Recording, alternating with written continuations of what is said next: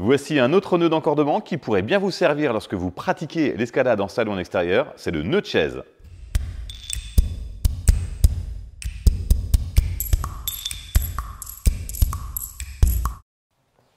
Attention, si vous utilisez le nœud de chaise, il y a une précaution à avoir et à bien vérifier systématiquement, c'est le fait d'avoir un nœud d'arrêt. Le nœud de chaise se défait un petit peu plus facilement lorsqu'il a été sous tension, lorsque vous avez travaillé une voie et que vous êtes resté longtemps dans votre baudrier, ce qui est un net avantage par rapport au nœud de 8. Par contre, comme il se défait plus facilement, c'est aussi un danger. Alors, pour réaliser le nœud, il y a la méthode qui fait très classe lors de vos soirées en société et puis la méthode tressée. On va regarder les deux ensemble et on commence par la méthode un petit peu de frimeur. Allez, c'est parti.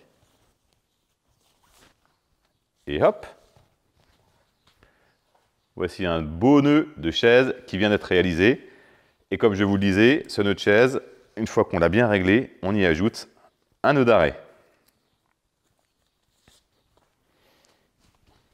Voilà, je suis prêt à aller grimper avec mon nœud de chaise et mon nœud d'arrêt. Le râpe de corde, je le mets dans mon baudrier.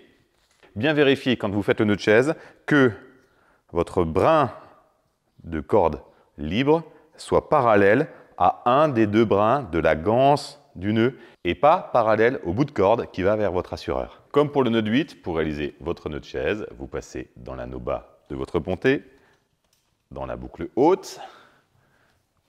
On équilibre un petit peu pour laisser ici à peu près 60-70 cm.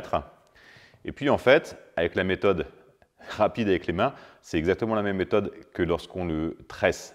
C'est-à-dire qu'on vient créer une boucle. Hop, la boucle. Je passe derrière la boucle, je récupère ma corde, je l'enfile et je vérifie si mon nœud s'est coiffé dans le bon sens. Les voici. Si du coup, on le fait en plus rapide.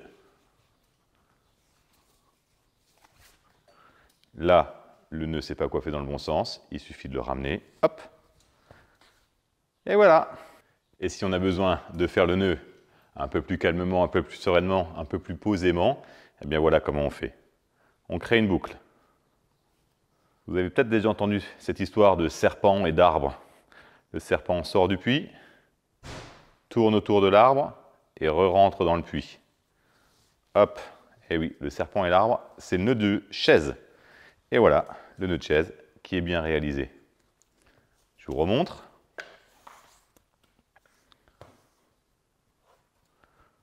On crée une boucle. Le serpent sort du puits, fait le tour de l'arbre et re-rentre dans le puits.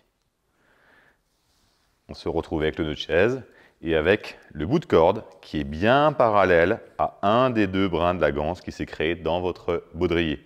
Derrière cela, il ne vous reste plus qu'à faire le nœud d'arrêt.